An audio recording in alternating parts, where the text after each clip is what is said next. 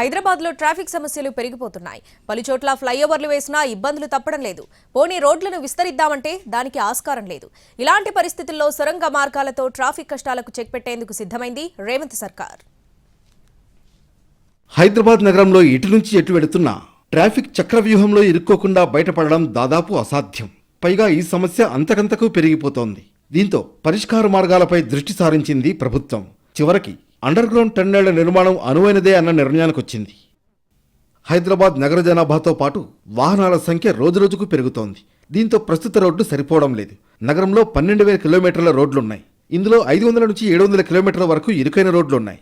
వీటి వల్ల ట్రాఫిక్ నెమ్మదిగా కదులుతూ వాహనదారులకు 1.5 నుంచి 2 గంటల సమయం వృధా అవుతోంది. రోడ్లను విస్తరిద్దామంటే పెద్ద పెద్ద భవనాలు అడ్డొస్తున్నాయి.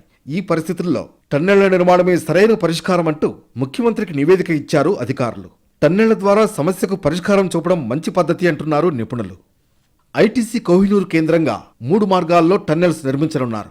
సుమారు 39 కిలోమీటర్ల టన్నెల్ రోడ్లకు డిపిఆర్ తయారు చేస్తున్నారు అధికారులు.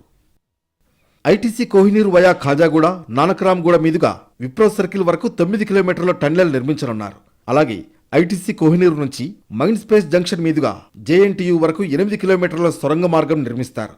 ఐటీసీ కోహినూర్ నుంచి జూబ్లీహిల్స్ రోడ్ నంబర్ 45 మీదుగా బంజారాహిల్స్ రోడ్ నంబర్ 10 వరకు 7 కిలోమీటర్ల టన్నెల్ ఏర్పాటు చేస్తారు. అదేవిధంగా జీవీకే మాల్ నుంచి మాసబ్ ట్యాంక్ మీదుగా నానాల్ నగర్ వరకు 6 కిలోమీటర్లు సొరంగ మార్గం నిర్మించనున్నారు. నాంపల్లి నుంచి చార్మినార్, ఫలక్నుమా మీదుగా చాంద్రాయణగుట్ట ఇన్నర్ రింగ్ రోడ్ వరకు 9 కిలోమీటర్ల టన్నెల్ నిర్మించనున్నారు. హైదరాబాద్లో అండర్ గ్రౌండ్ డ్రైనేజీ వ్యవస్థ ఉంది. అయితే 1 వేలోనే ఉంటుంది. కనుక టన్నెల్ నిర్మాణానికి ఎలాంటి ఇబ్బంది ఉండబోదంటున్నారు అధికారులు. జాకింగ్ సిస్టమ్ ద్వారా టన్నెల్స్ నిర్మాణం చేయొచ్చంటున్నారు నిపుణులు. హైదరాబాద్లో టన్నెల్స్ నిర్మాణం కనుక పూర్తయితే జనం ట్రాఫిక్ కష్టాల నుంచి బయటపడతారు.